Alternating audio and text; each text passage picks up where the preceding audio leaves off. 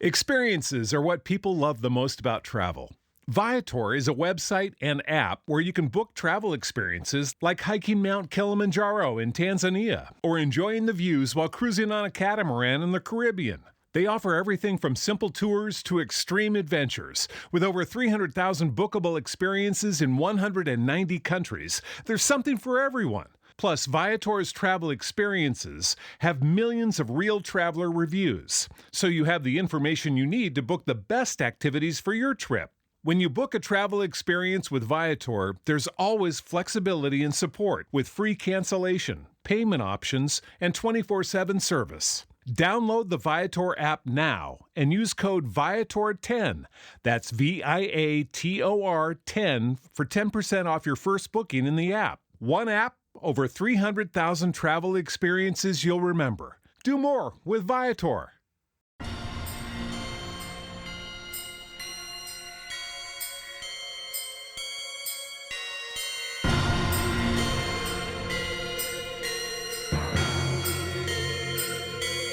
Boobies!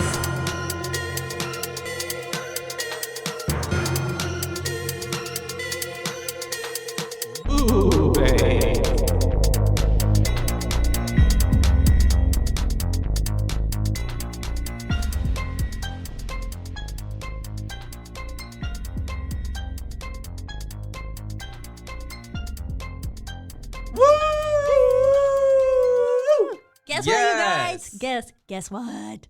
Guess it. We are boobies, but my favorite podcast, Two Girls, One Ghost. Love them. They're literally the only podcast I religiously listen to still, like the day it drops, other than this one to hear what it sounds like. But every Tuesday they do a thing called Campfire Stories, and I got to speak and tell one of my ghost stories about my mini haunted dolls. And That's so exciting. It was so exciting. Yeah. And they looked it up, and Corinne, one of the hosts, she was like, "Oh my God, your artwork's so cute." And I was like, "Thank you." And then they really loved the name. Yeah, I was like shaking while talking the whole time. I couldn't, it's a blur. I have no clue what I said. I have literally no clue. That's okay. And Corinne was like, "I'm going to listen to your episode on the strangers tomorrow on my walk." And I had to go back and listen to that episode this morning because I was like, "Oh my God, is this good enough for Corinne's ears? I don't know." It is. But hopefully they'll love it. Quite a few people from the chat said they were going to go follow us. So if you're here from TGOG, hello and hi. Welcome to the other side. Yeah, this is Boobies. This is Boobies. I'm Joshua. And I'm Caitlin, and we are your Boobies. We're spooky. Ooh, and we're here to talk 24/7 about all the fun horror films. We and are. Super, well, this one today's kind of sad. It was very sad. It's a little depressing. And it really kind of had no resolution at the end. Really, no, because it's just kind of we'll is it gonna start? Yeah. But all in all, it was an interesting movie. It's a Shudder original. It was one that I had seen. So we're retroactively going into Pride Month. Right. Now 2 weeks prior, because last week we had to re-release an episode due to personal reasons. And now we're like 2 weeks into July, but it's fine. Okay. It's all right. Pride is 24/7. Pride is 24/7. Not even necessarily just 365. Pride. You know what? It just happens to be, and there should be more horror movies with more gay characters. So that's true. There is not. There's some queer horror, but they're not like a standard staple. Like I feel like most of the time in some queer horror, it's like kitschy. Yeah, almost. It's either campy or it's like they die first or something like that, And but so this was like a story. They die last. That was kind of it was kind of more so a drama that was like put in a horror setting, if that makes sense. Like because it was kind of out there. What was happening, but definitely it's a wild movie. We've totally should tell you the name of this movie. I felt like we were I like that we're building up the suspense about it. It is. But yes, we should. Caitlin, would you like to do the honors? This movie is, like we said, a Shudder original from 2020, and it is called Spiral. And we are following a spiral into somewhat madness. Oh, does this even have anything in it? No, it does not. Oh my goodness. But it's okay. Today we're drinking sake. We are drinking sake. I love Thank that you, the Caitlin. Strangers episode literally starts. Oh my God, I don't know how much I just poured That's you. fine. It literally starts with 2 hello ounces. from your hungover bays. And then the other one I mentioned because I specifically referenced a Two Girls, One Ghost like episode in it was the Crimson Peak one because of the caves. And that one also starts off with we're hungover. We're hungover because it was the one we recorded after Friendsgiving. And so I was like, be a reoccurring theme. oh my God, they're just going to think that we're completely wasted on the No. I mean, that we was are. 2 episodes out of the how many, but I'm sure there were countless other I was episodes like, there's so many where more. it wasn't mentioned, but we were. Yeah. Yeah. You can basically guarantee if it's the Sunday morning that we've recorded, we're hungover. Probably hungover. Yeah. That's all right. Anyways. We are here. We're drinking. We got the sake. We're talking about Spiral 2019. Is it 2019? Is it 2019? I don't know. My shutter said 2020. It might be 2020. But my shutter led me astray another time. I'm looking up like It's a what I Shutter have pulled up original. right here, and it says 2019, but God. I'm sure that it could be that it was like obtained or released. I don't know. But It's a Shutter original though. So yeah, this definitely does say 2019, right? I want to kill myself. That's okay. No, you're good. There's no need for that. We'll go back. I'll go back and we'll confirm it next time. I can actually probably do it right now. I was like, I looked. Oh no, look, because even right here it says Shutter 2020. 2020. So Okay. there's some kind of discrepancy going. 2019/2020 question mark. Yeah, but Moral of the story: I'm never gonna trust my Shutter dates again. so you could actually we'll have to talk to them about that here pretty soon. Yeah, Shutter, get your shit together. I'm just kidding. Please forgive us. But it has a few actors that I've seen before. Basically, Jeffrey Boyer Chapman and Lachlan Monroe. I think that's how you say his name. Lachlan. Lochlyn. Yeah, He's Lachlan. been in lots. Yeah, like I've always seen him as just, and I feel like he always plays kind of like a bad, like a villain kind of type of character. That's right. He was in Riverdale. That's right. Was he? And He was in Freddy versus Jason. think Thomas Elms as well. Yeah, he's been in Yikes. like kind of a character and everything. Like never like too much of a main character, 21 but like Jump a side Street. Oh supporting wait, character. like The original show. Yeah. He's been around for a while now. Night at the Roxbury. Oh, he was in Scary I'm looking at Movie. the register.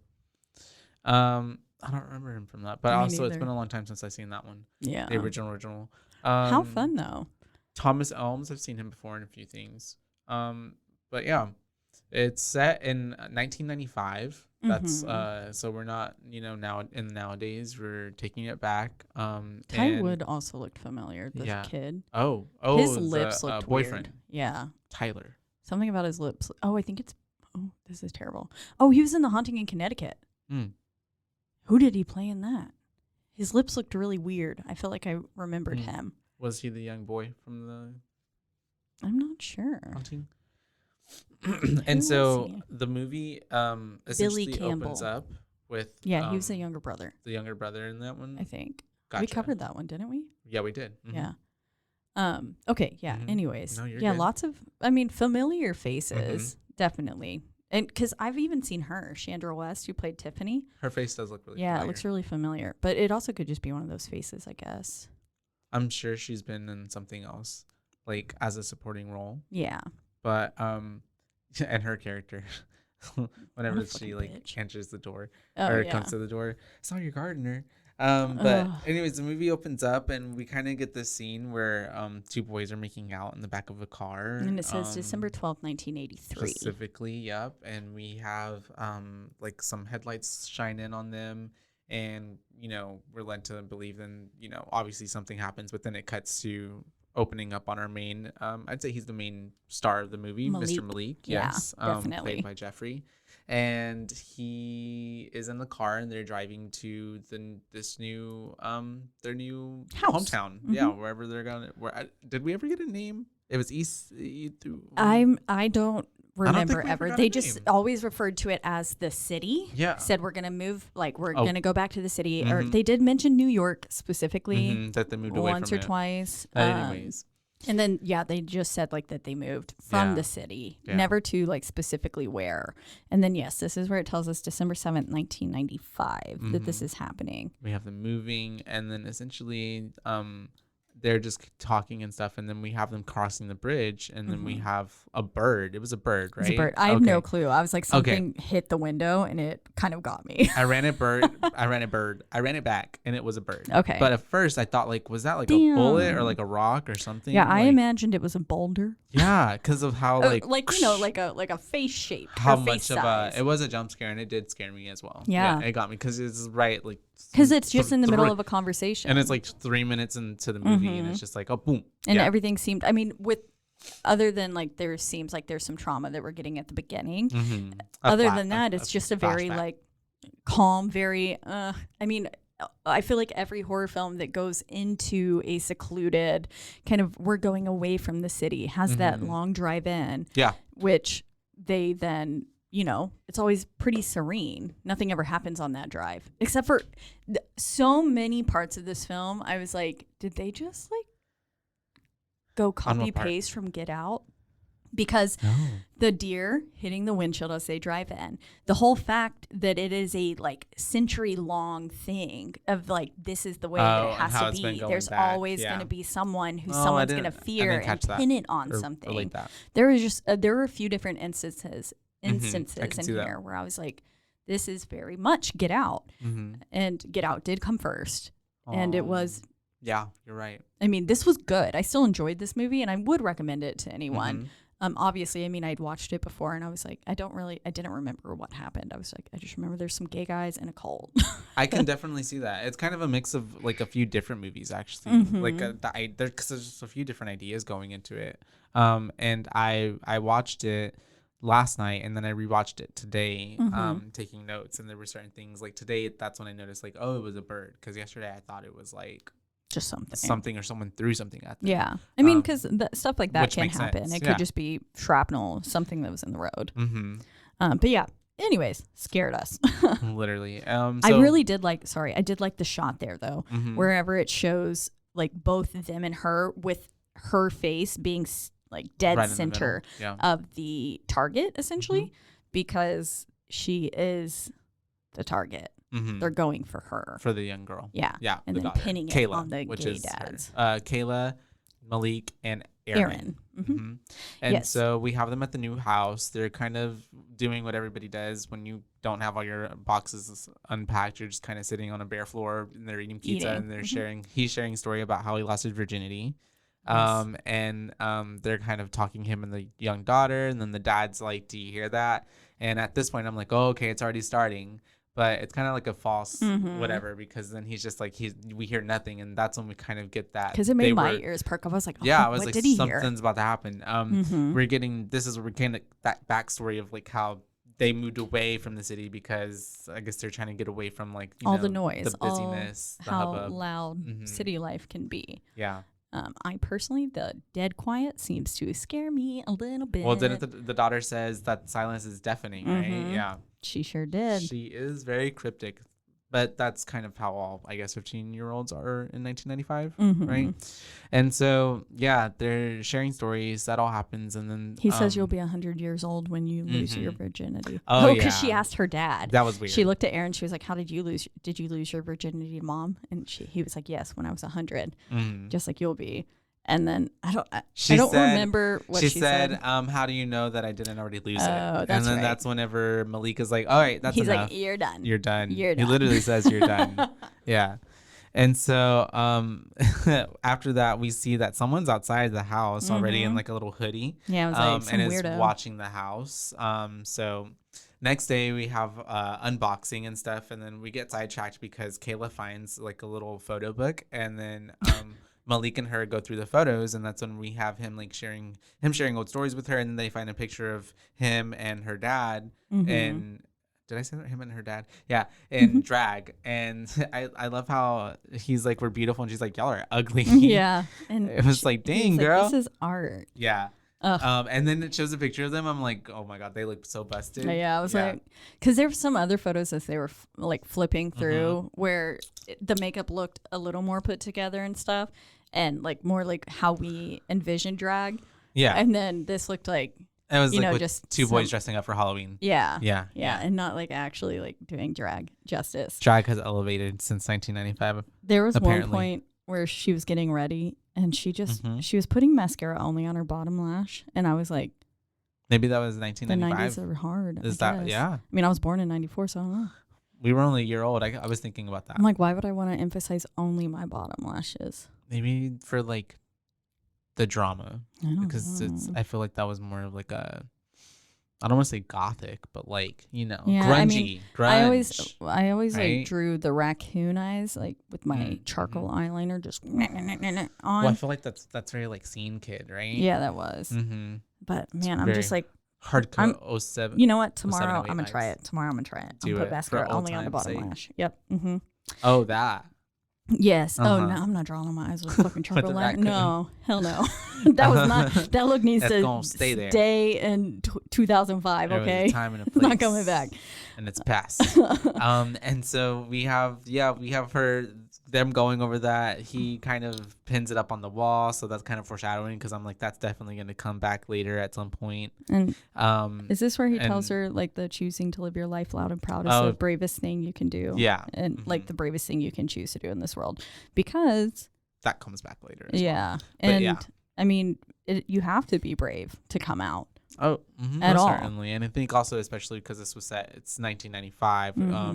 I mean, it's 2022, right? And we're So still we fucking struggling still with have things. to deal with homophobia and stuff. So back then, just imagine, even just a few years ago. So yeah, and it's, you know, it's regressing apparently. Yeah. But yeah. Ugh. So we then have, I guess, right, the old neighbor is watching him because he steps out like the next day or during that day. Well, here we do get a scene of the broken glasses, and this is where it shows us the actual trauma a flashback of the boyfriend, who I'm pretty sure is Liam. Mm-hmm. Got beat up, and so Liam is not real when he's talking to him. Yeah, he's dead. Yeah. So Liam got murdered. And so that's like how sad that It's he pretty just kept the traumatic. broken glasses too. I don't know. And so many people have to gave go me through that. the Haunting of Bly Manor. You haven't seen that one? I did. I got a few episodes in, and I didn't. Really, That's right. Yeah. Okay. Yeah, I don't remember when that like eyeglass dude pops up and becomes a thing. I think it's later, like Gotcha. episode 5 or something. Yeah. Anyways, anytime I see glasses now, I'm like Bly Manor. That reminds you of that. Yeah. Yeah.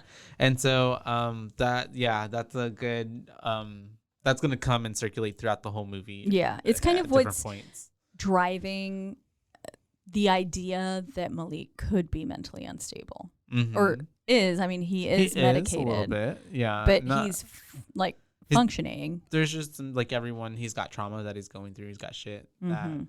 every might even Aaron's high key a little callous to him at some points. be. and He I'm is. like, I "Oh, fuck wrote that you, he's Aaron." a little mean. Yeah. He's insensitive. I was like, at points, his boyfriend got murdered in front of his eyes because he was gay. and like at a y'all young are. age. Yeah. Yeah. So I'm like, when he says something like, I thought we were past this now. Mhm. And I was like, Yeah. do you ever get past that? I No, don't it's think so, trauma that carries motherfucker. with you, and it's giving very PTSD as well. Yeah. That he's still This whole dealing thing, with. I mean, he's being targeted, being Mhm. attacked. Ugh. Mhm. And so we have him having that flashback, and then the next day, I think he runs or something like that, Mhm. right? Yeah, and kind of clears his head. Or, yeah, taking out the trash, something. And that's when he sees the old man, and that's whenever he's just kind of looking at him, and Just he just fucking like shakes his staring. head And then turns walks around away. whenever he starts to wave at him. And it's like, yo, could you be a little more cryptic? And Yeah. it turns out, I mean, he is the good guy. Yeah, He's trying to that's- help, but but it gives very much hate yeah. vibes. Like, yeah. he has to know how that's coming off. Mm-hmm. I would have been like, hi, oh my God, welcome to the neighborhood. Slipped him a piece of paper. Yeah. They're trying to fucking kill you. Oh my God. But he's working through his own trauma. They're all no working one through can their own see, but I trauma. was like smizing real big and like not Mhm. moving my smile while saying that. Yeah, So that's, you got to give like that, like gotta- performance face. you have to do Not, I'm Body disappointed language. in you face. and so we then later on get like this little interaction between the dad and Kayla because she's on the phone with her boyfriend. I guess they're long distance, and then it's kind of important, but not really important to the story, I would say, because no, I mean it does get brought up a few times. Because of the other neighbor kid. Yeah, and like, but essentially boyfriend? It doesn't really, because she ends up. Being all sorry, I'm referring to the AIDS comment that he makes. No, sorry. But yes, I mean, I do think it is important to know that she had a boyfriend previously. I mean, because she mentions to him at one point, like, well, I have a boyfriend, and he's like, well, you have to choose. And then you see this bitch with a girlfriend. He's like, fuck you, motherfucker. I don't know. But yeah, the boyfriend makes a comment, says, don't share any drinks with them, and it's like, fuck you, dude. Yeah. I didn't even catch that. Yeah. Really? He said whenever the dad closed the door and he was kind of listening in still, he said, hey, just do me a favor. Like, don't share any drinks with them. And gotcha. He says that. And at first I was like, is that? And then there's, I think, a few other references where there's references to the kind of like it's brought up one time more in the car later at the end, but there's 2 times. I guess that one I only caught the one other time whenever they were on the couch with the neighbor couple and they were discussing whenever like a high risk couple. But was there another one other than that? No, I don't think so. I think it was only then, there, and then the car as well. The car. Okay. And if there could have been something else, but it's true. There was. It was at the time. At the right after the height of the AIDS epidemic in the 1980s, but it was still in the 90s, so it's still going. Pretty fresh. 95, yeah. People and there's a lot of uneducated and ignorance. Not as much access to information back then. Yeah. Well, there was actually a suppression of information. Yeah. But yeah. So, anyways, we have a little bump in the night, and Malik wakes up. And he kind of is checking around the house, and it's very suspenseful. That it is like the movie, the drama that's gonna build up in this moment, because I'm expecting something to happen already. And I know, because I was kind of wanting something to happen. Yeah. To VH, but it sounded like they fake you out. But then because I was like, what the fuck kind of? I was like, that is the loudest ass tree branch I've ever heard. Yeah, well, because he sees something, we don't see it. And he's just like, okay, whatever, and turns around and goes back. And I'm like, wait, what? We're not going to investigate more? But then the camera pans around, and it's the branch that's hitting against the window outside. And it's fucking loud. It is very loud. They did do a good job of leading you through each hallway and everything, and really building up that suspense, like you said. And I would have woken someone up, though. Yeah. Like, that's too intense of a loud banging to be, because, yeah. I don't know, maybe I don't have enough tree branches that hit my windows. They can get pretty loud. But I thought it was always like... like no, little. I've had some. My parents' house, my bedroom had a lot of trees right outside of the window, and they would hit whenever it get really big, so like scary. Stormy. Because it could just crush you. I'm just afraid of everything. I actually had a fear of that. Actually, yeah, I would. That a tree would fall. Because we had a lot of trees, big, tall trees. Right next to my bedroom and my sister's bedroom, and then also watching Donnie Darko of like the plane engine falling through. So then I just kind of equated that to like the tree falling through. Yeah. It's gonna squish me. Yeah. But anyways. So many ways to die. So 1,000 Ways to Die. Remember that show? I do. It's so unfortunate that I remember that. Just added to more trauma. Yeah, literally. Or paranoia, rather. And so it's the branch. The next day we see him. He's cutting off the branch as one. It was would. a nice cut there too. Oh yeah. I like the way that it like went just from the banging to harsh bright light with the sound happening. I liked that. I thought that was artistic. There's a lot of different cuts in this movie that were like, I felt like they were trying to be artistic in a way. Not that I'm gonna say they were all like 100% like. Some are a little forced, like the spiral that happens with Matthew.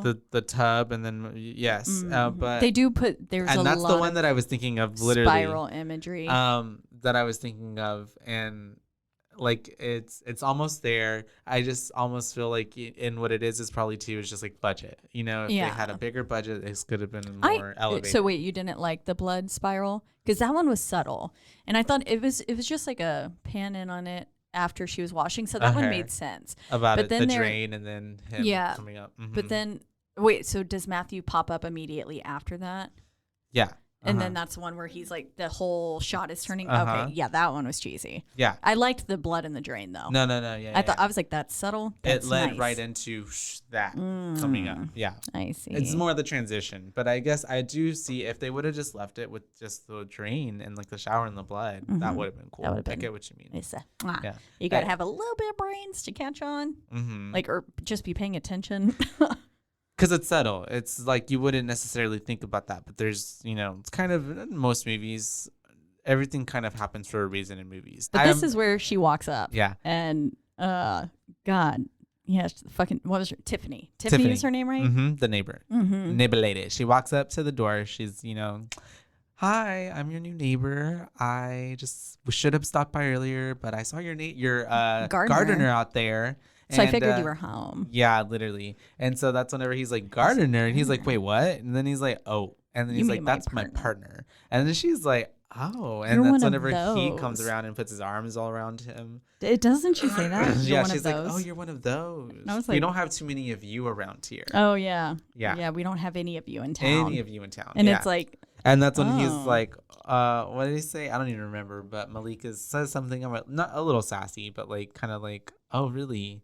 I don't know. And I think she said, nothing ever changes around here. And that felt threatening to me. Like, we don't want change. Yeah. Yeah. Because what else is that supposed to mean? Mm-hmm. It's very cryptic. It's like under the nose. And the plant she brought them is the plant from the book.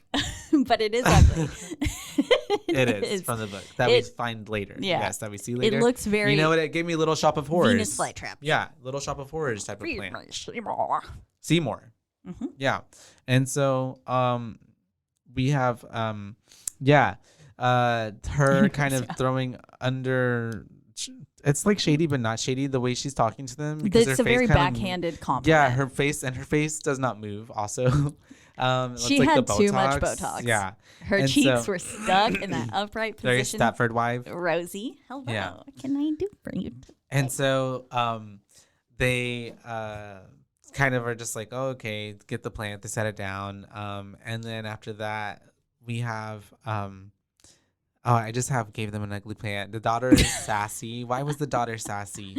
I don't know. Mine put nothing ever changes around here. And then I put, not the guy smoking a cigarette on the hood of his car. Because she was, I think maybe she said she's going to go apply for jobs. That's right. That's right. So she was like riding her little bicycle. She was printing stuff off of his printer paper and stuff. And he was like, you owe me money. And she was like, oh, my dad's money? Yeah. Yeah. And I was like, oh, wow. But anyway, she goes out. She's writing. There were also a few comments where there were also a few comments made by Aaron and Kayla that were hinting at maybe that Malik was freeloading because he was a writer. Yeah, it's always a fucking writer too. Yeah, and nothing has ever his work hasn't come money, to. Yeah, it's kind of like in The Shining, and his writing hadn't paid the bills. Yeah. Teacher was his.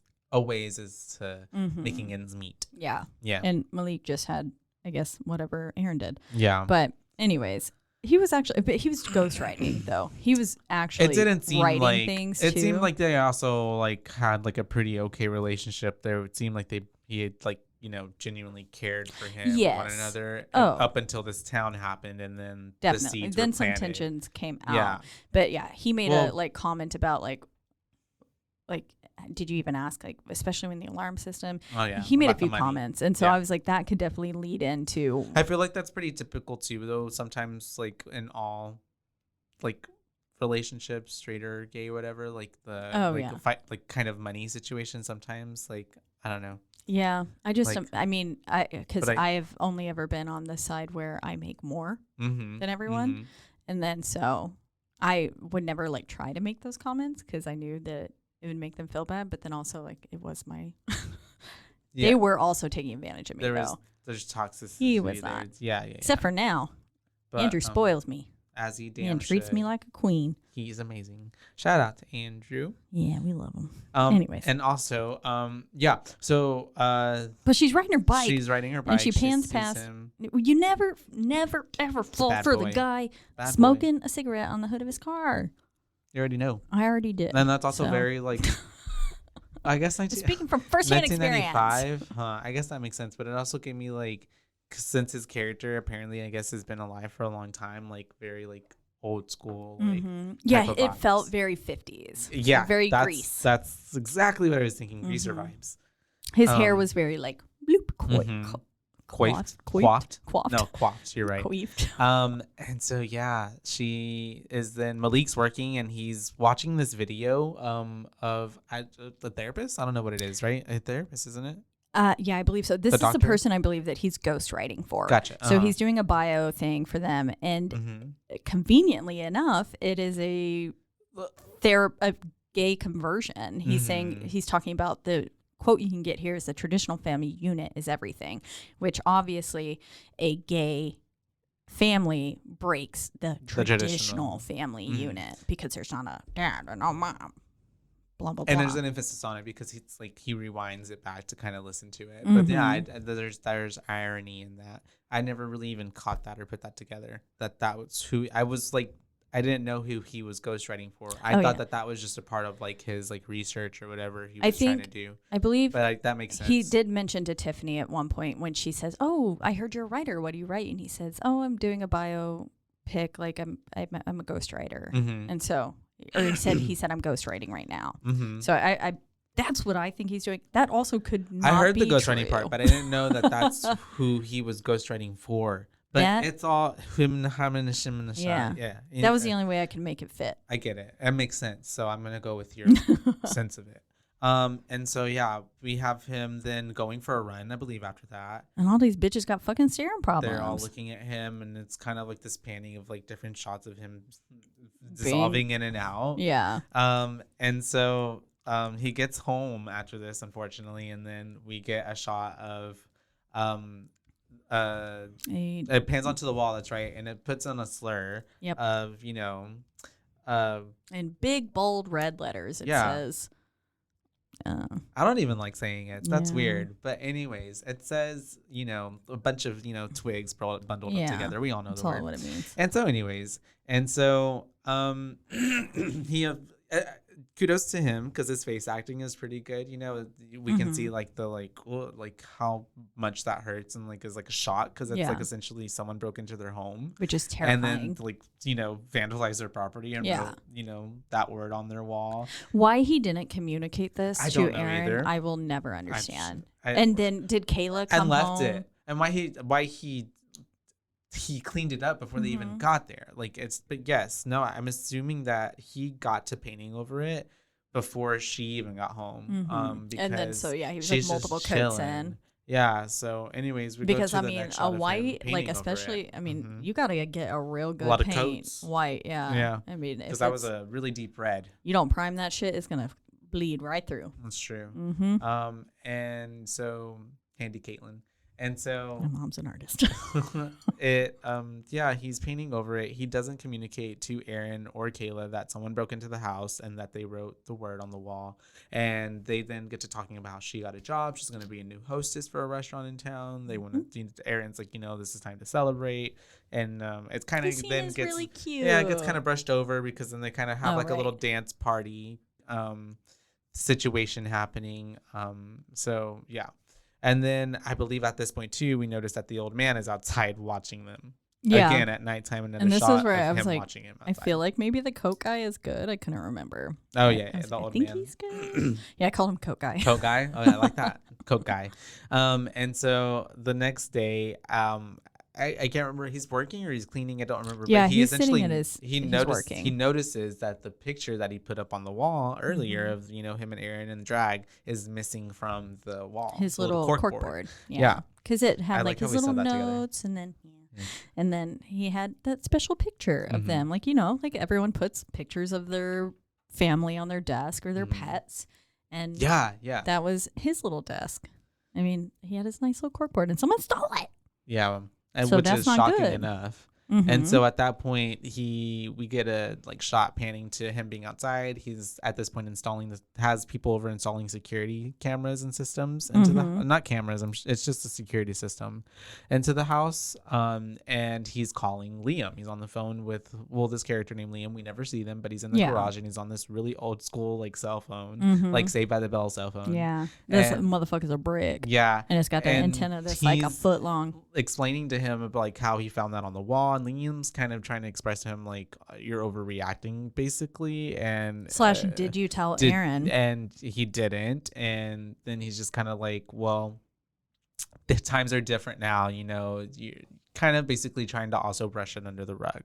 And before we can get any further with that conversation, Aaron then comes and is like opening the garage door and it's like, oh, hi, you know, what are you doing in here? And he was just like, you know, moving some boxes and around. the way that he didn't tell him about the security system being put in either. I feel like that's also something you probably should talk about, because the moment that Aaron got as upset as he did whenever he found out, I would have been like, look, whenever I didn't want to upset you, but somebody broke into our house and wrote the word faggot, sorry, on my wall. I was like, we just were like avoiding it so much. But anyways. I love that. That's what you call me? Don't ever, no. I'm just kidding. Don't ever call anyone that, ever. But that's what these rude, mean people wrote. I was like, we were doing such a good job of avoiding it. And then I was just like, blah. It's okay. But anyways, I would have been like, somebody like put that on our wall, and I didn't want to upset you. Sorry. I know, you're fine. Yeah, and yes, he could have told him, and he should have said this. There's a lot of times that he like should have mentioned things. It would have been that were never mentioned, because when at that point it would have been. I would have been like, let's add some more locks. It would have been also windows. Little things that add up to the bigger picture. Whereas opposed to at the end, he ends up kind of then coming to him, but it's like he's just kind of coming out of nowhere with all this shit that has been happening. It's like, why wouldn't you have? Yeah, she just seems crazy, basically, and unhinged. And which, knowing that, what we find out later on, like, you know, he has a past and all this stuff and the medication, like, it makes sense for Aaron to maybe then see from his perspective, like, this guy is maybe becoming unstable or unraveling. He's seeing things or thinking things that aren't real. I mean, I feel like it would be like if I it's a little douchey, but it's not that far off to think that. Like, I don't necessarily put him completely in the, like, you know, like I felt like I could 1,000 if I'm not medicated. I started doubting him for a whole minute. I was like, wait, is he actually seeing these things? Especially when people would be like, well, and this, because I was like, homeboy is dissociating hardcore. And that he losing was track of time, but also homeboy was also being drugged. Yes, so, he's being drugged, and his like he was given different medications. Spoiler alert, you guys.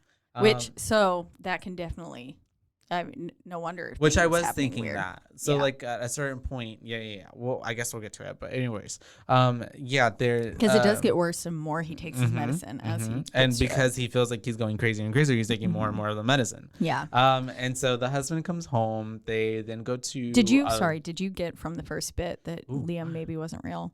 I literally thought that from the get-go. Okay. I thought this has got to be the boyfriend that was in the flashback, and he's dead. Yeah. That's what I think. The first time I maybe caught on by the second phone call. I don't even think that phone is real. Because the way that he would leave it in the garage. Yeah, that's like true. It would never go anywhere else. It was that's left true. In the garage. That watching it this time and like actually paying attention, I was like, oh, like because there's no like no hook, service, no nothing. Mm-hmm.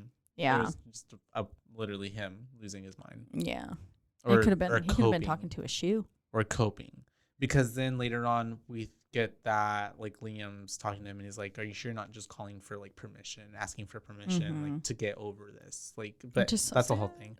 And so, anyways, they go to the party next door and we get him meeting then the husband of Tiffany. He looks like a fucking creep.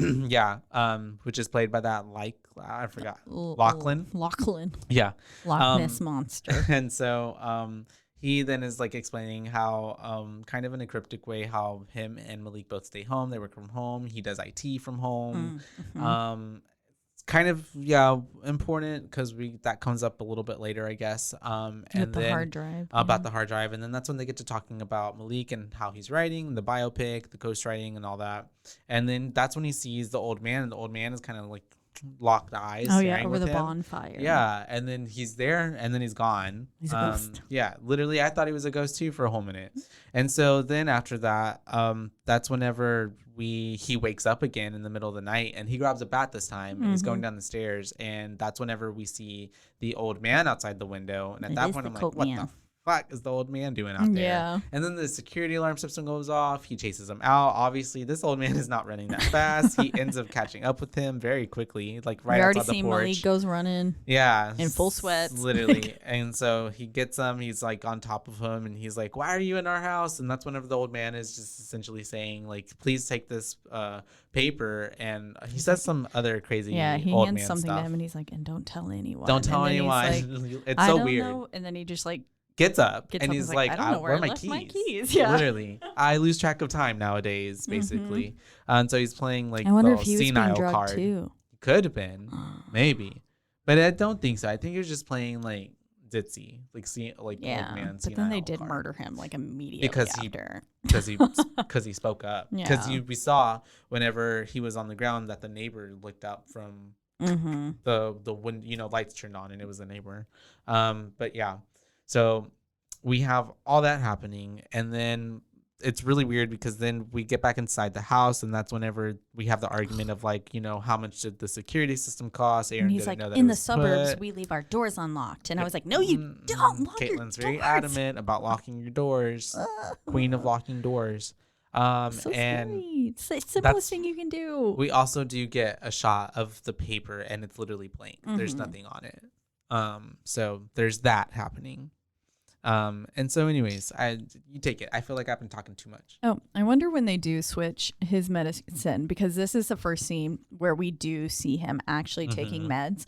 And so I'm wondering if they switched it at the immediate, like when they came in and, graffitied their house. Probably. That makes sense, because I don't know. I mean, essentially, it could have happened at any time. It could have happened at any time, but I feel like that would be the most opportune time for them to have done that, because to get in, it's not like there was no other time in the movie where it showed us that they would have been able to like get in, because he was there most of the time. Yeah, unless he was on his run and they got in. That's true. Yeah, I imagine they must have had. So even this is the first. Now I feel like stuff starts getting crazy because he. And also, can you even get refunds on security systems? I don't know, because that's what the husband wanted him to do, but I don't know if you can. I was like, maybe is you that can even return a it, real but I don't thing? know if that's you can cancel your service probably. Yeah. But I feel like thousands and it was thousands of dollars too. So like, and I can imagine, because back then it's not like nowadays the market isn't saturated with like all these like in-home and at-home like security systems. Like that was like a ADT or whatever they're called. Like that's like a big. You got a yard sign. Security system, yeah. A little decal on your front door. And so, you know what I kept noticing too? I wanted to just mention about Malik is I noticed that he kept whenever we would get the scenes of him working, it would be really like late at night. Everybody else is asleep. Oh yeah. And essentially I kept thinking, because we found out that he was being drugged and maybe he was losing track of time, that he was getting drugged so much that he would be sleeping like all throughout the morning, the night, like the morning daytime, because then we would get these like moments of him waking up, kind of looking over to see if his husband's there next to him, and he's already gone. Yeah, long gone. So I'm thinking like this homeboy's waking up like 2 p.m. already, like, and so I'm thinking like, because there is that point where we get the of him with the old boy. Oh yeah. And so I'm thinking like, and if he could have gone out. I looked at those pictures, like I kind of paused it, and he looks just completely knocked out. And yeah. Like, they could have like just. He did not look coherent in those at all. He looked drugged to high heaven. He was drugged, and they got in and like took those pictures of them while Aaron was working, because Aaron has been working a lot this whole time. Yeah. Because he's got to pay for their new life. But yeah, there's a whole lot going on. There is. And so this is where it happens though, and we've got him taking the medicine.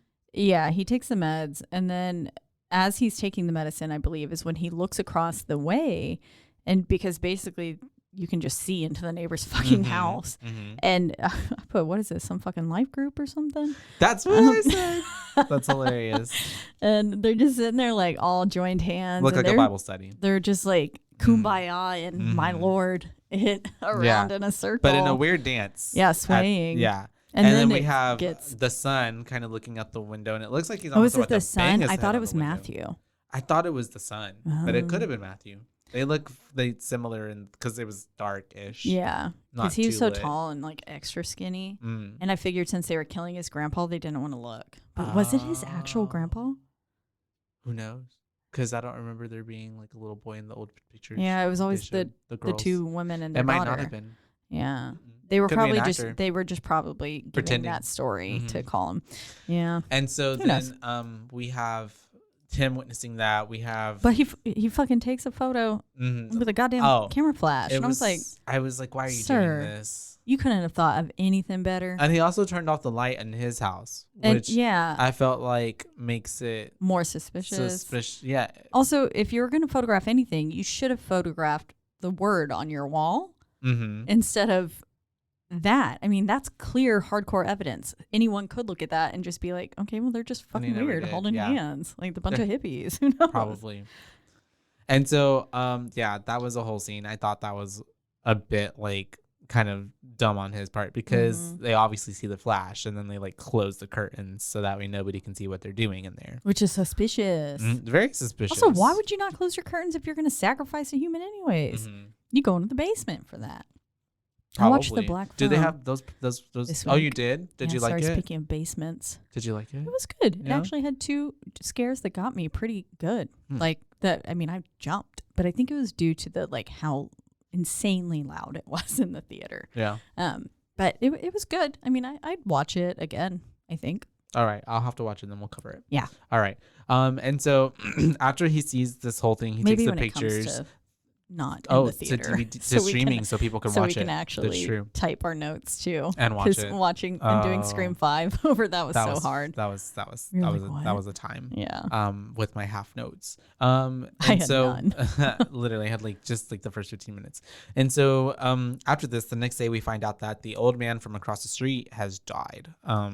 You see your body being loaded into an ambulance. Exactly. The grandson is alone, like outside the quote unquote grandson is crying. And then we have the neighbors come up, and that's when they're like saying, they came over the night before because the grandson called them over and the old man was like sick and everybody was saying goodbyes or whatever. It's very sad. And it ended up turning into a bit of a celebration. Yeah. And I was like, which is weird. Who says that? You don't say that. Some people say, join us for a celebration of life instead of funeral. I mean, I feel that, but that's not the way he's. Like, you don't celebrate around the person as they're dying. Yeah, that's fucking weird.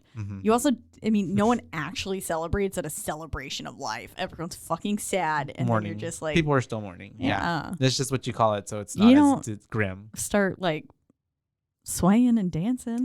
And so, I don't know. Maybe you do. Maybe. I don't. I don't know. After this, we have Malik breaking into that old man's house because he's like trying to figure out what the heck like the scoop is because he obviously doesn't buy any of that. And I was like, also, boy, you did not just break into their house. Come on.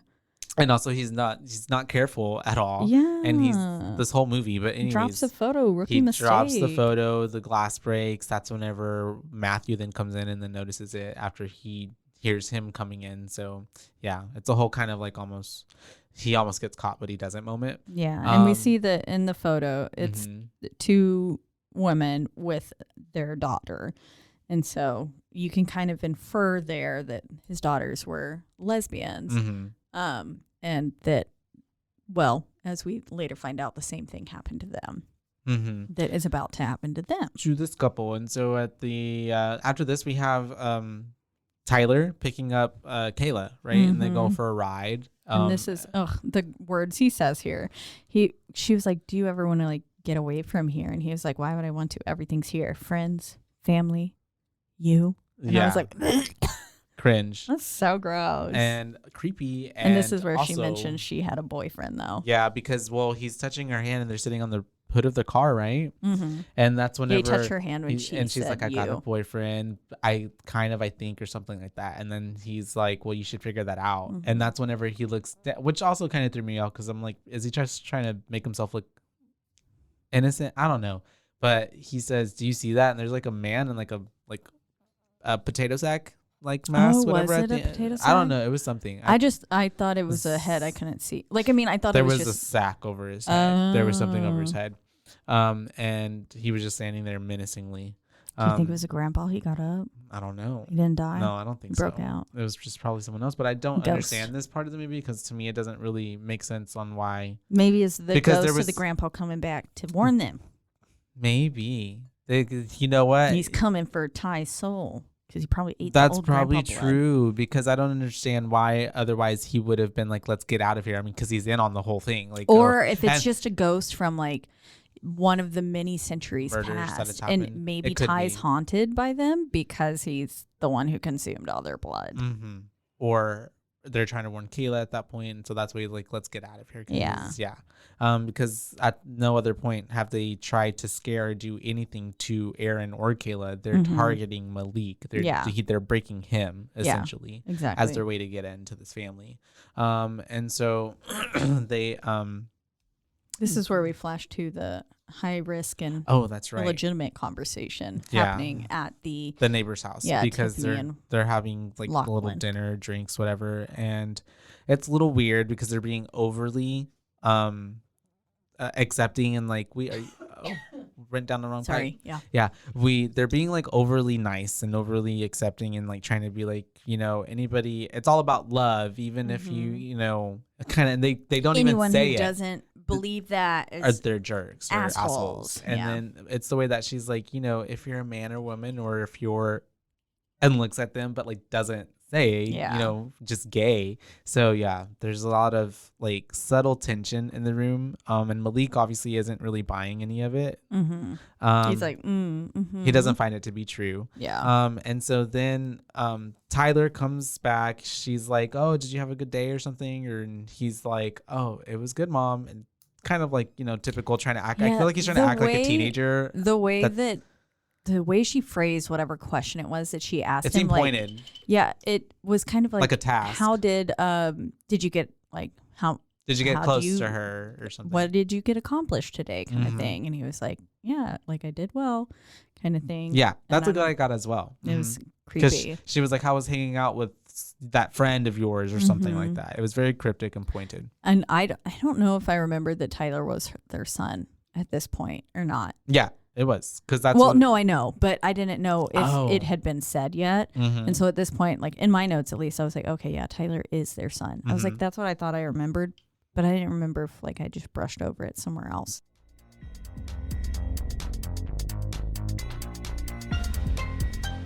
And now a word from our sponsors.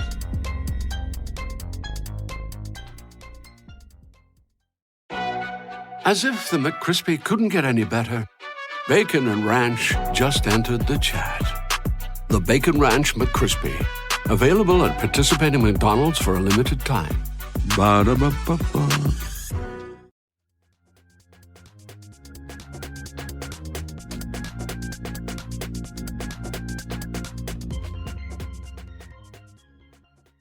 And Malik, he now is like, yo, I gotta pee. So, except for he said it much more nicer than that's whenever he's like asking for directions to the bathroom, and the dude is like second door to the left or something like that. But then we have Malik then finding another room, and which had French doors that you could clearly see through. That's why he went in there. Yeah, a little office. But he goes in and he sees all these pictures of like these old white people, old timey photos. They're very old. And he originally hones in on the spiral on the edge of the spine of that book. Yeah, he looks there first and then notices the white people. True. Yeah, he's looking at the book, then notices that spiral book. And then that's whenever what is his name? The neighbor's name? Tiffany's husband. I just know his actor's Marshall. name. Marshall comes in, and that's whenever he's like, "Oh, I see." He's like, "You found someone." He said something. Yeah, he said a name. He was like, "It's an ancestor." It's like supposed to be exactly. And then, like someone my great uncle or grandfather or something other or another.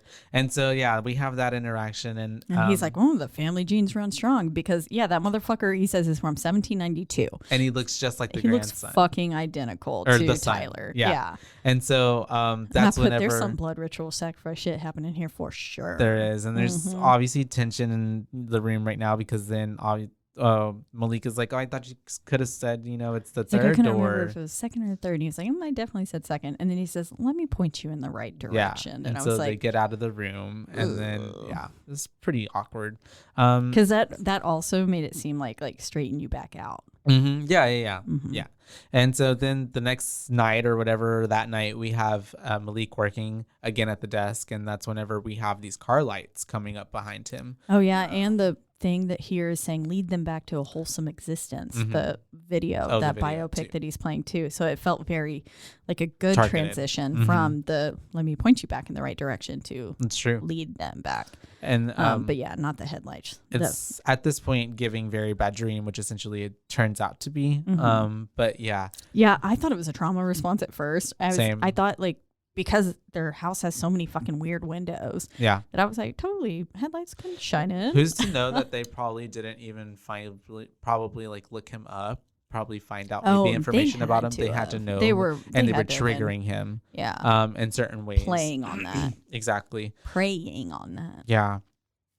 And so after that, this is where we get that whole dream sequence, and it's very traumatic thing happening. But then we wake up and Kayla is doing some little exercises. That's right. And then she's not even following the video. No. She's doing her own thing. She's just bending. She's very flexible. Very 90s aerobics. And she's looking at the window. You're right. And she sees the neighbor Tyler with another girl. Yup. He's got another girlfriend. And he just very purposefully looks at her window. And she You looks at him bitch. to close the blinds very fast. And then the girl, I guess, whatever he's with, she's like, come on, let's go smoke a bowl. And because I guess that's apparently earlier, I guess we brushed past it too.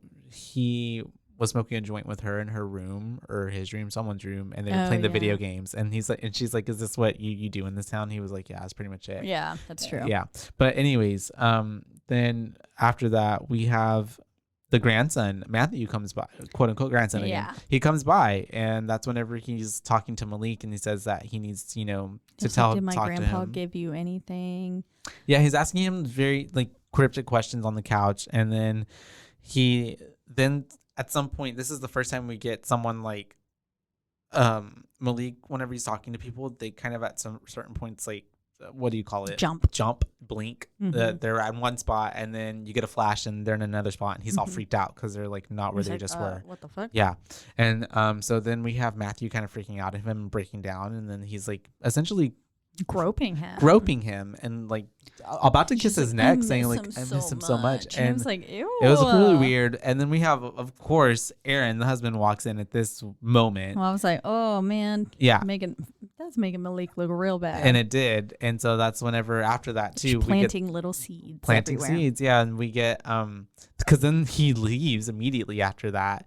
And then we have the husband then talking to Malik after being like, oh well, it seems you really liked him, and we get a whole little banter between them talking about them possibly since we've had inviting him into the bedroom, and then that's whenever Malik is like, no, I just want it to be us. They kind of start kissing, lights are off, but then we get a scream, and it's Kayla, and she's screaming ridiculously loud, and blood curdling screams. They run over, and this is whenever we get them opening up the door to her bedroom, and she's got blood just covered in all blood. over her face. Well, I don't understand why she didn't get out of bed. I would have been freaking if I was covered in an unknown substance and I didn't feel any physical pain.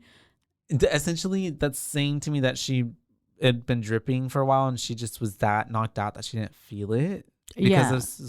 Or it could have been if the all blood at once. Yeah, I'm imagining it pulled so much that it finally went. Yeah, that had to be what it was. Never mind. And she was I was like when you got a blood clot. Yeah, and it just all rushed out, and probably that's what happened. And because she was asleep, you don't know what happened. She's just and then there's blood all over you.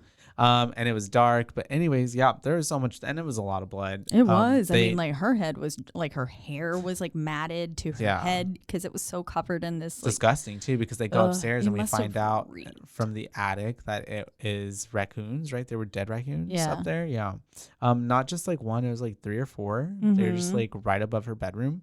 And so the dead of the blood animals basically pulled through and fell through. And I'm just, whenever he says they probably just ate some poison, I was like, Those motherfuckers look like torn to shreds. Yeah, no, they were unless like that poison made them explode. They were gutted. There's no way that. Yeah, I was like, And why that are was you a even lot of trying blood. to reason? Yeah, It was a lot of blood. It was a lot of fresh blood. It was still red. Like someone was in their attic and just like, and then just skipped out right before they saw. Like it had to all had just happened. But yeah, it's a lot. It's crazy. I'm like, I would freak out. That's whenever they're in the like hallway and the husband, of course, is rationalizing He's like it. gaslighting them. It's like, you know, they've probably died up there. They were probably, you know, living there before they moved in. And then they just, but also too, like if that would have happened, their blood wouldn't just like, that was fresh, like you said. It wouldn't just pull out like that. And so after that, we have the Kayla, she's showering. She's trying to wash all the blood off. I don't think I could take enough showers to feel clean after that. And we get that little nice shot of the blood going down the spiral of the drain. And then it transitions into, then we get the spiraling image of Matthew, which is kind of weird because at that point it's kind of like, is he controlling this? Is he the mastermind? Because there wasn't really any reason for him to be there. But anyways, that's whenever after that, I think Malik is doing more. He's doing more work, and research, this is where we get the guy is talking, and he's like actually now looking into the clinic, I guess that of the video he's like listening to, and so he typed in the Ernie Darrelson clinic because I think he finally heard enough sentences or phrases that made him be like, "What the fuck?" Maybe I should look this up. We find out that it's a conversion therapy place, which is just the whole idea is I don't understand why people think that's insane. A real thing, and it doesn't work. Sick because it's not like you can just wash the gay out of your brain.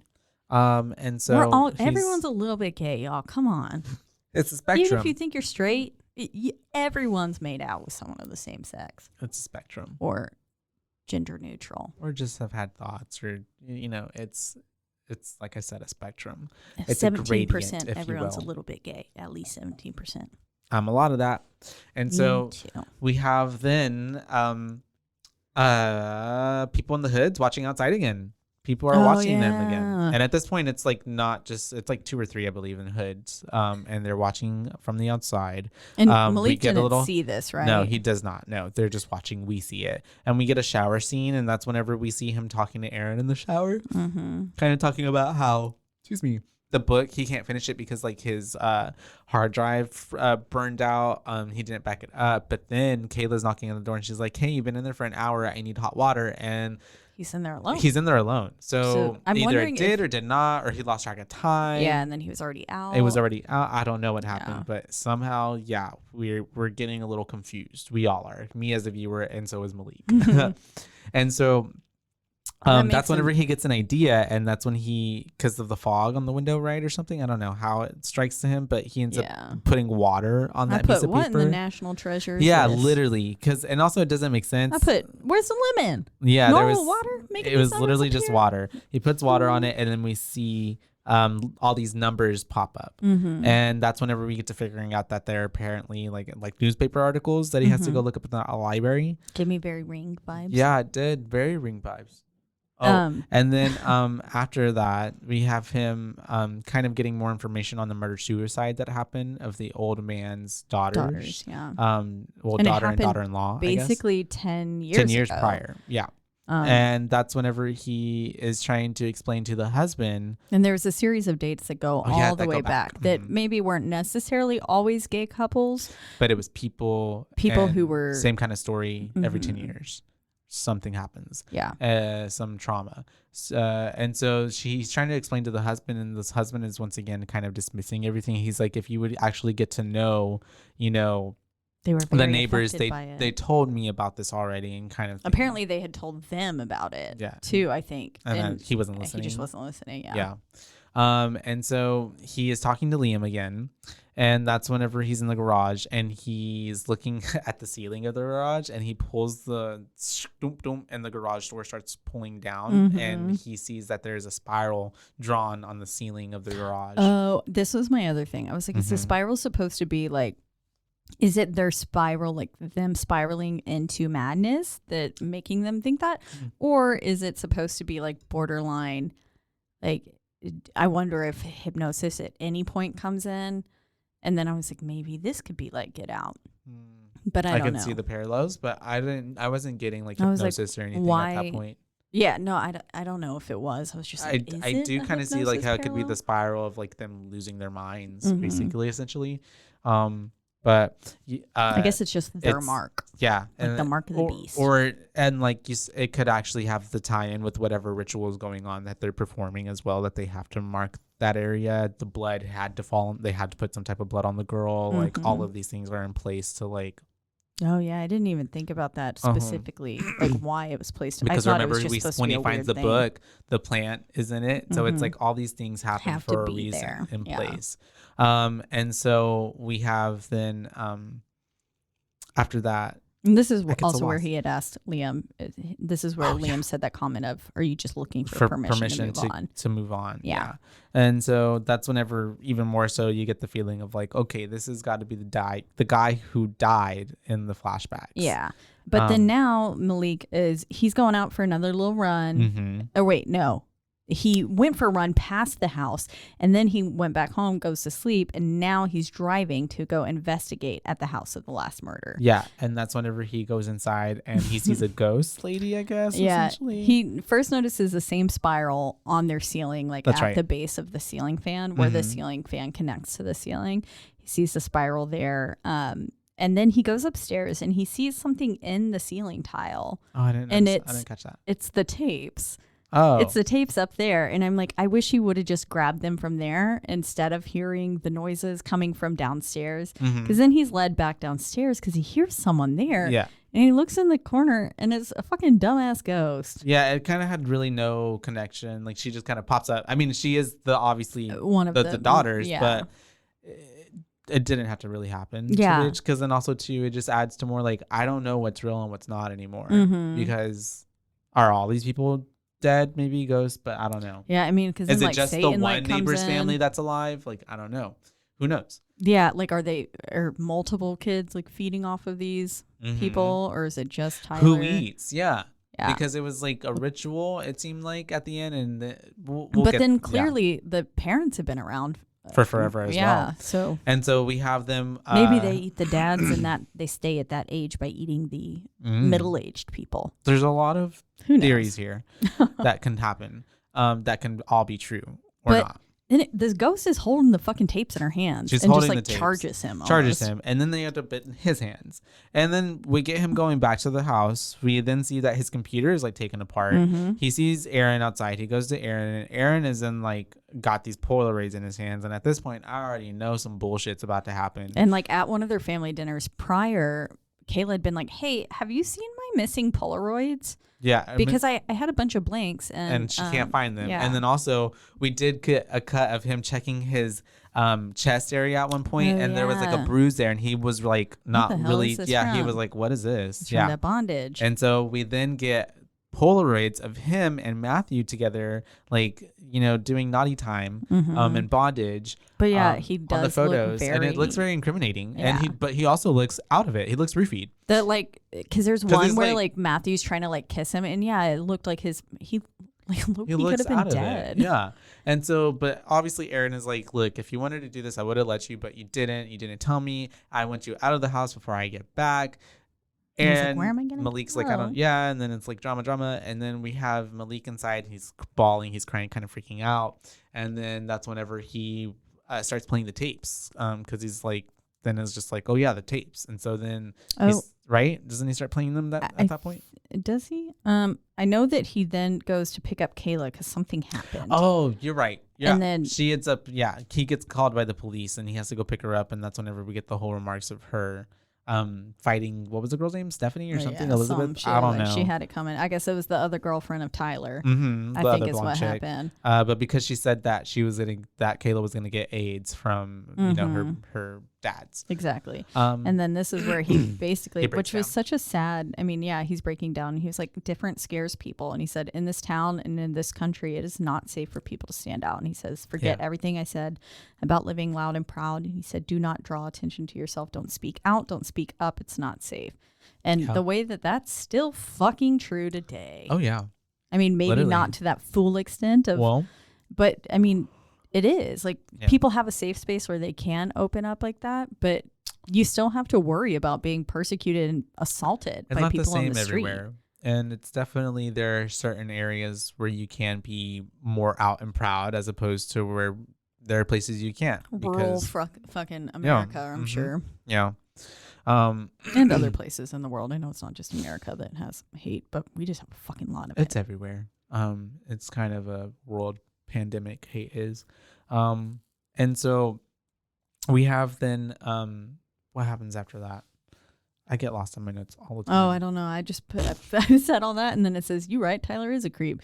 And then she was saying like, yeah, like I don't, Malik said Tyler's a creep. He was like, Tyler's a creep, and she was like, yeah, I'm done with him. I'm done. Whenever he's advising her that she should stay away from him, and that's whenever she's like, okay, I'm done. And like, then promise. Literally the next shot is them making out on the bed, and she's telling him that she's never gone all the way, and that's whenever he's saying, you know what, let's wait. I want it to be special. Bullshit. I put, girl, he isn't even cute. And something about his lips was creepy too. That's what it. You keep having a problem with his lips. I don't know. I don't like it. I don't like the way they move. And so then we get a shot of Malik, and essentially he's living in his car a little bit right now at the moment, kind of going over the speech that's happening in the background is a real life speech. It was made. Is it? Yeah. Because I was listening to it and I was like, I feel like this is real. And now it happened in 1992, so maybe it was a replaying of it, but basically it was Patrick Joseph Buchanan, and it was a cultural war speech addressed to the Republican National Convention.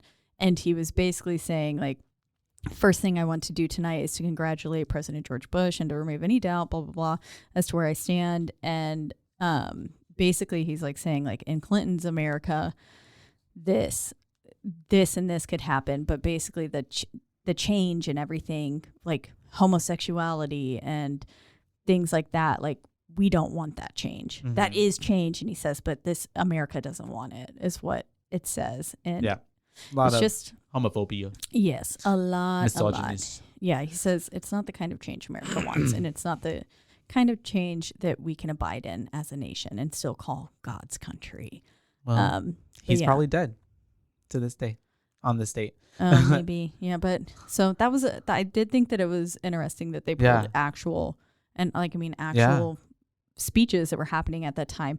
Again, a few years removed. If you were to actually look it up. I mean, if it already happened, it could be in that research or all the videos that he was looking up and stuff for the biopic piece that he was writing. True. But yeah, it's pretty, at that point he then, I guess he was drawing the spiral on the window too, and he was across the street from the neighbors at that point, because he sees the neighbors just looking out the window, Mr. Marshall, right?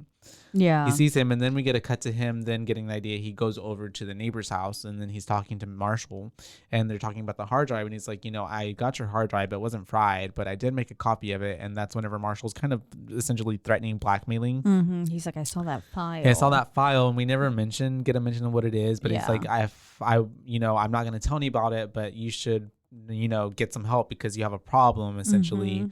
And so then obviously Malik's like, I don't know what you're talking about. And at that point he's in front of the bookshelf again, and he takes the spiral book that we saw earlier.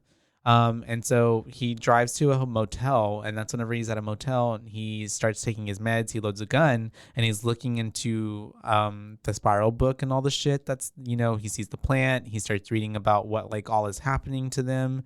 And then he, I guess, essentially sees like what is like a demon or the devil outside the window. Yeah, and he's like about to shoot, and he's losing his mind. And I'm like, oh, please don't do it, because then we see that it's like a lady who's just looking for her keys. Yeah, it was you saw the silhouette of what was clearly outside a woman after the case, but like during it, we saw what he saw, and it definitely looked like a demonic Satan figure, a horned kind of person. And then everything, like in the whole the whole motel's askew. Like the pictures on the walls are very like a off fever kilter. dream. Yeah. It looks like he's been like going through and just like ripping shit off the walls, like losing his mind, which he was. He essentially is. And then we also get a shot of him going for his medicine again, but then he realizes and he's looking at his medicine. Oh, well, good. No, he's on the phone. He's calling Aaron at this point. He's trying to tell Aaron about, I don't know if it's real or not, but he's telling Aaron on the phone, like, reading him the book and what's happening. And then that's whenever he goes to take more medicine. And that's when he realizes. See, I thought he tried to call Liam, but I didn't know because it didn't go through. It was, at first there was Aaron on the other line. I heard his voice was like talking back to him, like, you need to, he was basically calling them crazy. And then that's whenever he goes to the meds and then he notices that they were switched and then he goes back to the phone and then it's like the phone has been disconnected. Before that, homegirl charges at him. Same ghost girl charges at him. Yeah. And she's just in the room there. And I was like, boy, she just wants you to watch the fucking movie she put in your hand. Yeah. She had some good recommendations. You need to watch them. Yeah. But then, that's when he goes and he finds also the missing photo inside the spiral book of him and Aaron, and their eyes are all like scratched out and stuff. And that's whenever he actually then he's playing.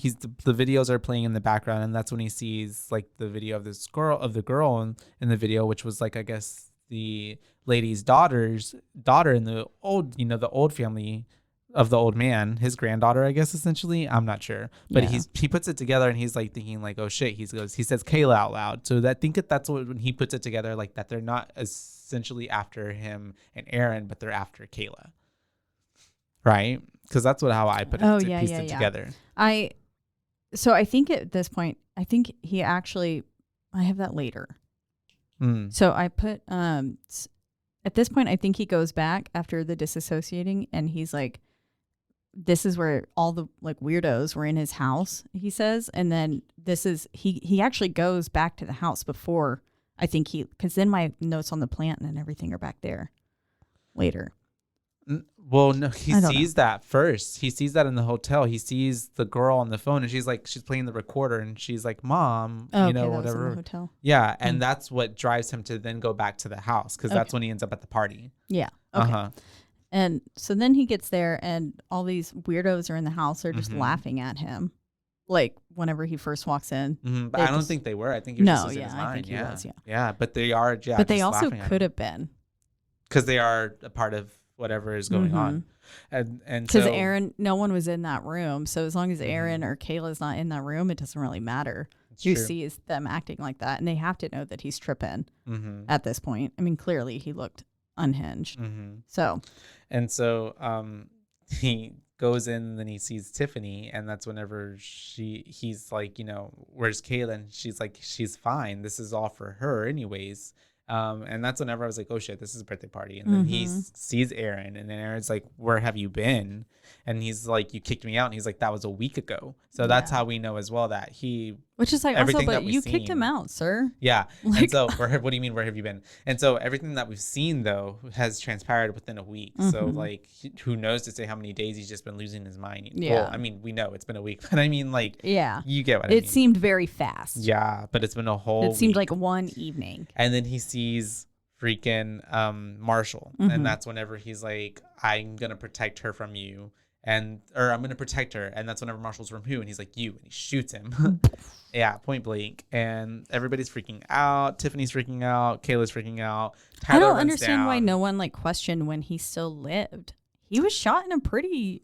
Oh, yeah. It seemed like he was dead for sure. Yeah. And then he was just walking around willy-nilly. Well, I don't think... Well, everybody who would have known, like, they already know that he's not dead because they are in on it. Yes, right? Yeah. So the only person who wouldn't have known was Aaron, and he was at the house with Kayla.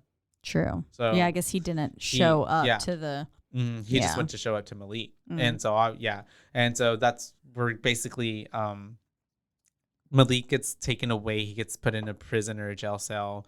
We then get, Aaron and Kayla kind of like freaking out about what had happened. And then we get a shot of Aaron coming to visit Malik in the jail cell.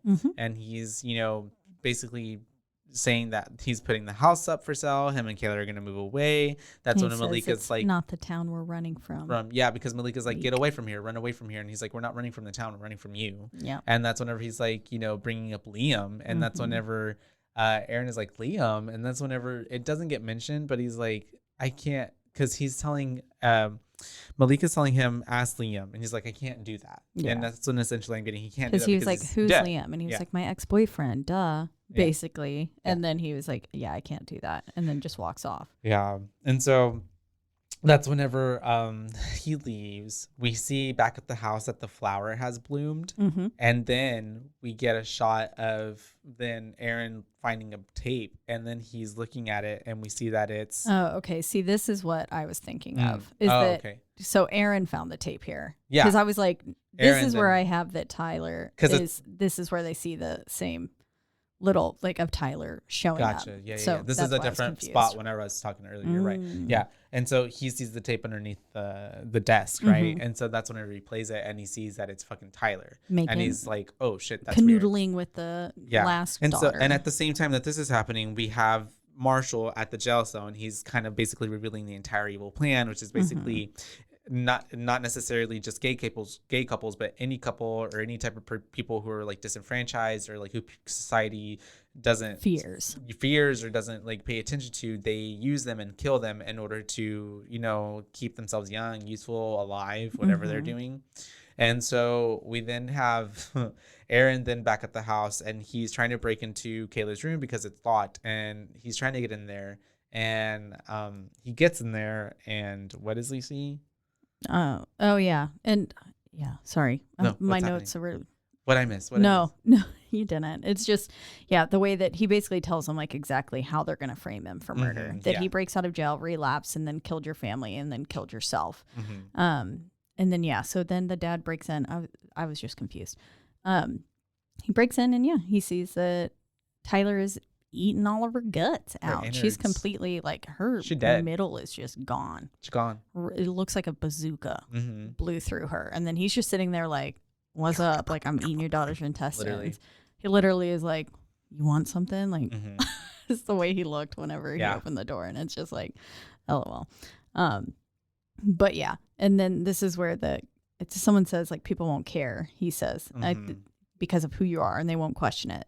There will always be someone to fear, and they just exploit that. And then, then we get November 7th, 2005 rolling in, and 10 years later. Yeah, it cuts away, fades to black, opens up, it's 2005, and we get a new family moving into town. And it's funny because I'm thinking like, also just like, is it just the family that comes every 10 years, or just like literally this house on the market for 10 years? Like, yeah, I'm wondering if they like leave it and ways and like booby trap it or something, I guess, and then they put the house up for sale, or because it doesn't even have to happen in the house. So the other couple happened in another house, so I guess they just every 10 years somehow encourage a disenfranchised or just someone who... That's true though, because in the other ones it happened in another house, but in order for this one, and because we find out that Malik got ahead of them. Same house. Yeah, Malik got ahead of them and like made a whole disc, DVD, whatever set you want to call it back then, of like, warning the new family. And which it's in the old family did too. It was in the attic there as well. I mean, that's what the tapes were. Essentially, you're right. Yeah, and so this is just a more compact version of it, and but so I guess it doesn't, but he had to go find it at the other house. So I mean, what are the odds they got lazy, the person moving in to the same house would be into the same house? Yeah, exactly. You're right. Unless they are controlling the house, but then that wouldn't make sense with the last house. So plot hole. But this time it's not a gay family. We have people of color. And so basically they're just going to exploit it, and this was in 2005, and it looked like an Indian family, and people are dumb, and so he had like a head wrap on, and so after 2005 it was 2001. It's close to 9/11. People are still being super racist about to this day. Yes, to this day. I felt like it was like insanely bad. Around this time, and so I felt like maybe that was why they chose to do that. That they did. And but yeah, and then basically we just get Malik talking over the ending of the film. We kind of see him making everything, making just a little tape. The family about what's going on in this town. I'm making this for you so you can have a chance, he says. And my hope is that you might be the one to finally break the cycle. And then we get a shot of the CD like being in the little 80s dance hit upstairs in the attic of the house. And he says, just remember, hope is never silent, is like the last words. And I mean, yeah. And then everyone's, dead. Yeah. But you can assume that they're all dead. They all died. Yeah. So yeah, that's always why love it's a good kind of a film little where people all die. And there's not really like necessarily a happy ending because it's essentially going to happen again. So hopefully this new family can make it out before something bad happens. Because she looks up like immediately. What prompts her to go up there? No. I don't know. Yeah, she just looks up and sees the one lone. I see an attic. I go up. Like, why would no one? Yeah, why would no one look though? Like everything's empty. That CD's kind of in like plain sight. Maybe his spirit put it there. Kind of like that's true. There were other ghosts. Yeah, or guiding her. There were ghosts guiding. A feeling, something. Yeah. Was there a bump? I feel like maybe there was a bump. I don't know. Anyways, we can't think too hard about it. Otherwise, it'll be. Yeah, there's a lot of theories because it can go a lot of way, but that's good with film because it's up to your interpretation. So it's whatever you'd like to think. That's true.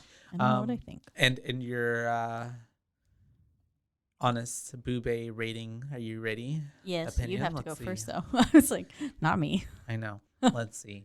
I will definitely give it like a 2.5. 2.5? 2.5, yeah. Why is that? Kind of middle of the road. It was I'm not going to say like it blew me away or anything, but it wasn't like a bad movie. I've definitely seen some like recently bad movies, and like this, that's why I can say like it wasn't, horrible. It was kind of a different take on a story. I've kind of glad to see that there's like, a gay, couple in the front of this horror film.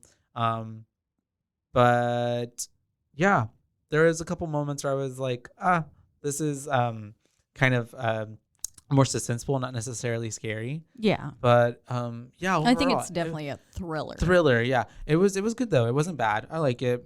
Wasn't something that I would probably watch like 500 times, but I saw it and it's digestible. It's literally like an hour and a half or less, a little bit less than that. So yeah. But yeah, a 2.5 I'd say. I feel like I need to go back and there are I did movies, watch it 2 times. Yeah. That I liked less that I gave like a higher 2.5s. Yeah. And I'm like, so I don't know.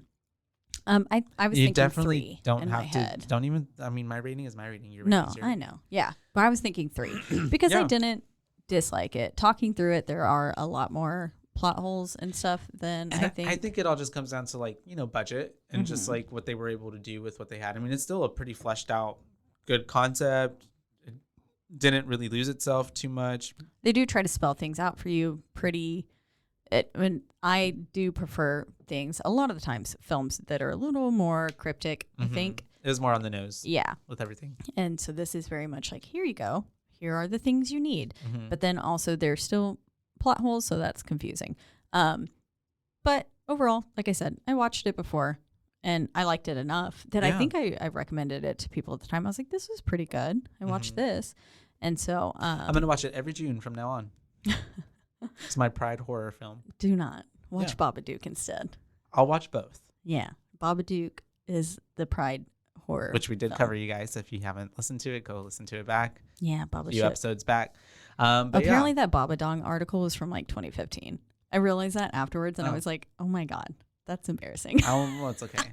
Because I don't think there are some out there, it was collector's like editions. It was like a Kickstarter thing. And so it never even got fully I don't made. even think it ever got fully made. And I was like, damn, should we bring this back? Let's get the Kickstarter Babadong back out here. But yeah, I think I'd give it a 3 because overall I did enjoy it enough. Again, I would not watch it 500 times either. Yeah. I don't think I'm Solid less of a effort. person for watching it. Solid effort. Don't think it's one that I would watch every June. I would not. Don't Don't watch it every June. It's seen now, and I gave it a 2.5, and you're giving it a 3. But I thought it was good. I thought it was good. I thought it was good. It was all right. I probably might be even a little biased too because like there's gay characters in it and stuff, and it's like focused, around. Yeah. I don't know. It is nice. Well, it is nice to see people like you on the screen. I mean, it goes with even just people of color and everything like that. But then seeing there's representation matters. Who are like you, and same with like even people, like not being ableist and stuff like that. Like we need actual deaf people playing or hearing impaired. That's true. Yeah. You're right. I mean, I feel like it definitely correlates to that. But do you want to tell them what we're watching next week? Next week, we're going to be watching, since it's summer, right, you guys? Officially started maybe like a couple weeks ago, but we're going to be kind of kicking off a little summer series of all of the horror movies that kind of are related to or happening during summer, have those kind of themes through it. So next week, we're going to be watching Friday the 13th. Your classic, the original. Horror. Yep. Some Camp Crystal Lake. We're going to get gutted. Yeah, I'm excited. I haven't seen it in a really long time. I don't think I've seen this. Ever? I think I've I have seen it, but I don't think I've seen it since I was a kid. Literally, same. Since I was like young, and so I probably will watch it with a different lens, because I know back then I watched it and wasn't too like impressed by it. And I feel like that's why I don't have like a reverence for it. Yeah, because I wasn't too invested. Like I was more into like the Nightmare one, or I just never was a big Friday fan. Yeah, I was more into Halloween or Nightmare on Elm Street. But I am excited to cover it regardless. I'm excited to look into it and have a good perspective into it. And have a different lens. It's not as. I mean, my little kid brain didn't know shit. Yeah. It didn't know anything. Yeah, you don't appreciate it as much. Exactly. But anyways, I'm excited. If y'all want to watch, please, or if you have any comments, boot ratings or anything, please drop it to us in our DMs, comment to it on us. Anyway. And however you want to. Just get to us. But we are, as always, we're in the new Rogue Media Network studios. Very new. Very they are nice. Still helping us. Very cool. Yeah. Got fun new positions. We had to sit there and like take 5 minutes to figure out which chair we wanted to it really did take a minute. But we like this position, I really do. It's really nice. I like it a lot. They take good care of us. We're you can here. always listen. We're queer. We are. You can always listen to us on RogueMediaNetwork.com. That's right. And all of the other lovely podcasts that they have on there. Please do. And if you don't want to listen there, you could also listen on a slew of other podcasting hosts. Which are biggest two being podcasts. Apple Podcasts and Spoofy, or Spotify.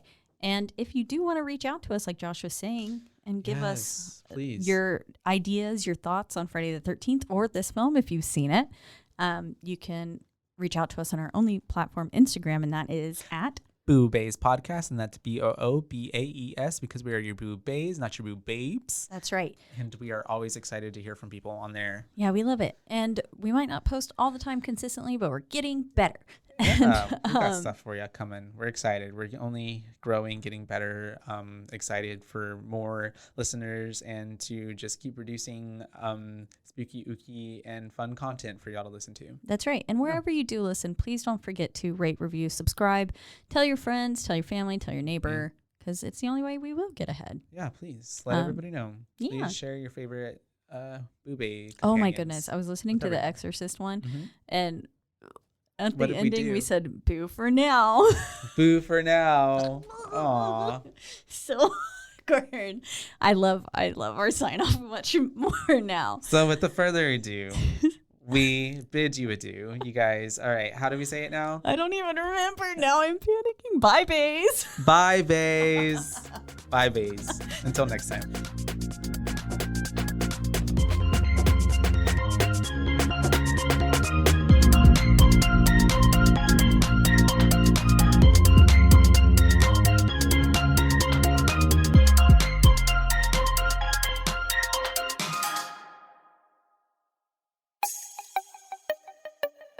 This has been a Rogue Media podcast.